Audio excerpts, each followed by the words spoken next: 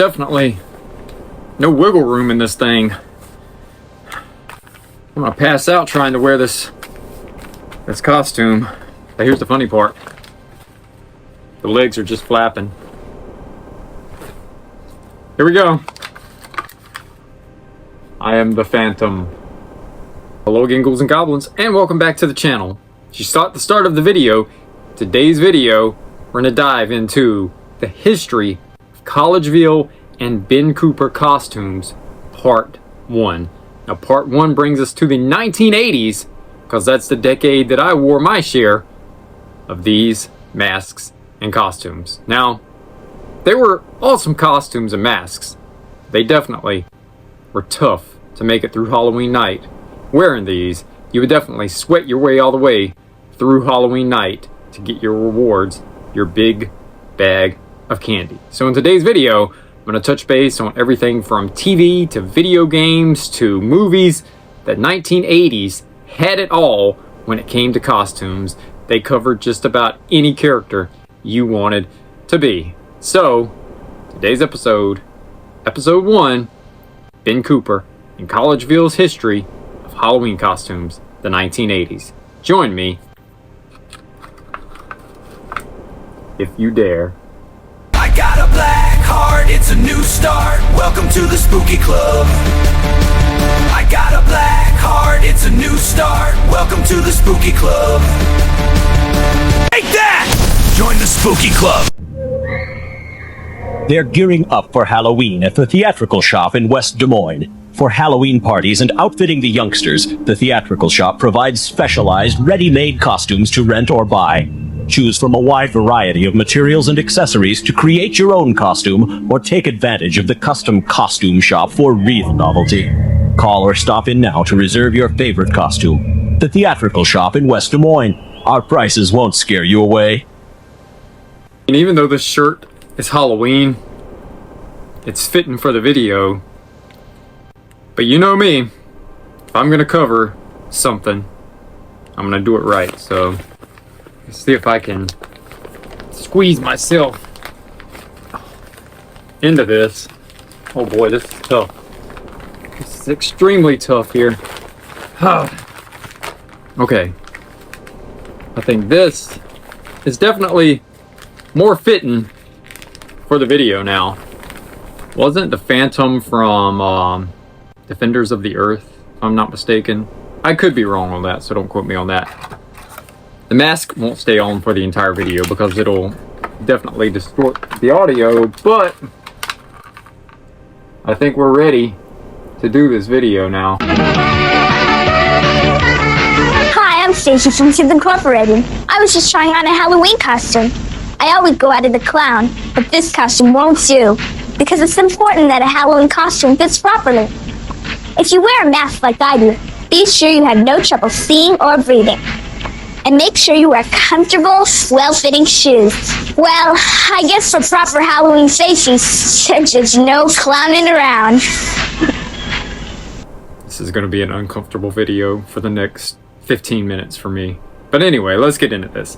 So, Collegeville and Ben Cooper costumes were a staple for many decades, for many Halloween kids growing up from the 50s, 60s, 70s, 80s, and 90s. Now, by the 2000s, these costumes were more or less already in the past. That's right, they were left in Halloween's rear view by the time the 2000s rolled around. Now, these costumes became popular in the 1950s, but I would say reached their peak in the 70s and the 80s. The 1980s, like I said, gave us everything from TV to movies to cartoons to sports, you name it. If it was popular in the 1980s, most likely Ben Cooper or Collegeville had a costume for you to choose from. So let's get into some of these. Some of my favorites. We're going to start off with the cartoons. We're going to go with the boy and girl cartoons that were popular in the 1980s. Now, on the girl side of things, we had the rise of Barbie and the Rockers. Now, Barbie had Halloween costumes years prior to this, but with Barbie and the Rockers coming out in the 1980s, Barbie was trying to compete with Jim and the Holograms. So naturally, there had to be a Barbie and the Rockers Halloween costume to compete with also the Jim and the Holograms costume.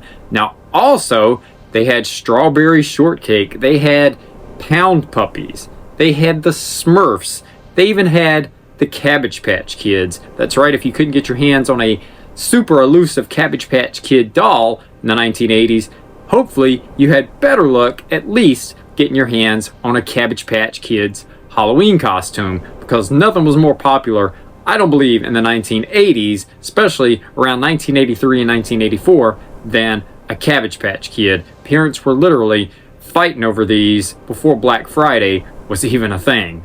They don't walk, talk, wet their pants, or grow hair. They don't do much of anything.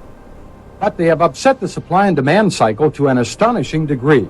There has never been such a first-year demand for a new doll. As far as I'm concerned, they're the worst-looking things I've ever seen. I mean, they are pathetic-looking, they're homely. Now, also on the cartoons, you had Mask, you had Voltron, you had just about anybody that you could think of.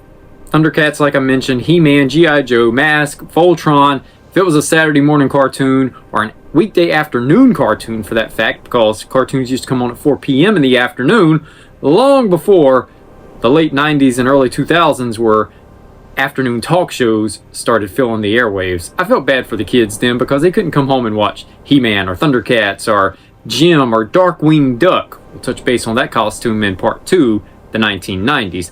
But by this time, in the 2000s, all the afternoons were filled with Dr. Phil and all of that stuff. You know, what a bummer to have had to come home and see that on your TV screen. But anyway, moving on to the next topic, which would be sports, since we talked about Sergeant Slaughter. Now, Sergeant Slaughter did double duty in the 1980s. Of course, his character was huge in the G.I. Joe cartoon series, but of course, Sergeant Slaughter spent time in the World Wrestling Federation and the AWA, the American Wrestling Association. So naturally, he had a Halloween costume for the G.I. Joe franchise. But like I just mentioned, the WWF and AWA also had Halloween costumes. The WWF had Hulk Hogan, and the AWA had the Road Warriors, Hulk and Animal. Now, I always wanted a Hulk or Animal, but I ended up with a Hulk Hogan one at some point in time. I was never able to get my hands on the Road Warriors Halloween costumes. Super hard to find, even to this day, if you look it up on eBay. When shopping for costumes, look for light, bright colors and costumes that are short enough so your youngsters won't trip on them. And for added protection, decorate them with reflective tape or carry reflective bags so they glow in the beam of a car's headlight. And be careful of masks. The effect is good, but they do cut a youngster's vision. This year, why not try face makeup? And as I'm filming this, the new Super Mario Brothers movie is out. And that wouldn't even be a thing right now if it wasn't for the 1980s, because of course Mario got a start in Donkey Kong trying to save the princess, and then they had the Mario Brothers original game, not the one that came double teamed with Duck Hunt, but the one where it was like Mario's Cement Factory. And then of course Super Mario Brothers that came with the NES, and then Mario 2 later in 1988. And now here we are, all these years later, with a Super Mario Brothers movie. Of course, the 1980s is what really got us into this video game craze that we all know about these days. And it got so popular in the 1980s that they had a Pac-Man Halloween costume and a Q*bert Halloween costume. That's right, if anybody remembers Q*bert, sound off in the comments below. Of course, you could get Pac-Man fever also and dress up as everybody's favorite ghost gobbler, Pac-Man. Morning, kids. It's a Pac-Man day with my crispy corn cereal coming your way. It's with marshmallows. Delicious. I'm Inky. I'm Blinky. I'm Pinky. I'm Slide. The marshmallows you'll find inside of Pac-Man. There goes a Pep Cup. Huh? And Inky too. He's Marshmallow. You can chomp him too. Part of this nutritious breakfast. Marshmallows. Delicious. And of course, the 1980s gave us so many blockbuster movies. The Gremlins, E.T., you name it. It was a blockbuster movie in the 80s. It was amazing back then. We had so many franchises that started back then. A Nightmare on Elm Street, Ghostbusters.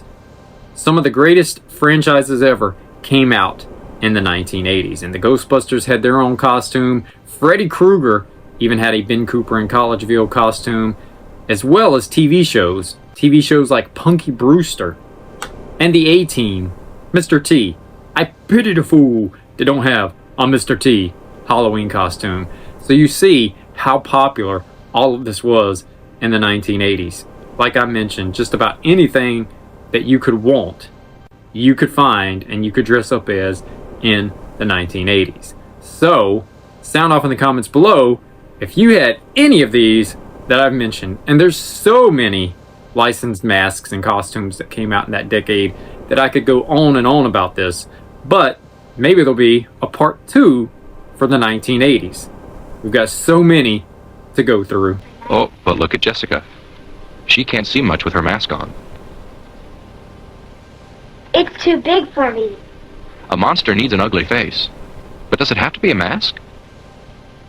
Makeup can be just as good, and it's always just the right size for you. Just don't get it in your eyes. Make sure your mask and costume let you see well and walk well, and they won't spoil your fun on Halloween.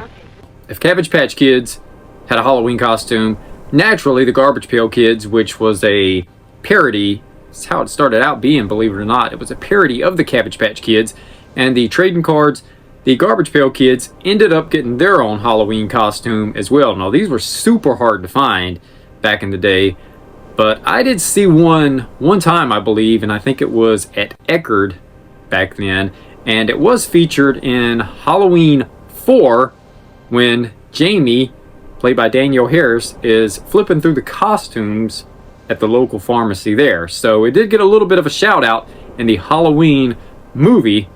And the Garbage Pail Kids were super popular in the 1980s, so it was only appropriate that they did have their own Halloween costume. Happy Halloween from WLFL TV 22, your Fox station in Raleigh, Durham, and Fayetteville. So, that's just a little bit of my Halloween memories for the 1980s. And I'm going to do many more installments on this because this Ben Cooper series can go for a very long time. Like I said, this is just the tip of the Halloween iceberg for the 1980s. We still got to do the 1990s, we still got to do the 1970s and the 60s, and where it all began in the 1950s.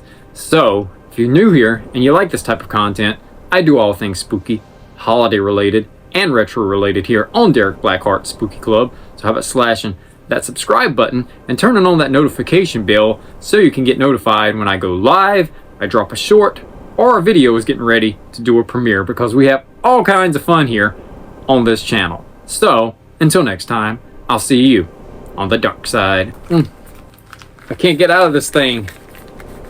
It's stuck. It's stuck.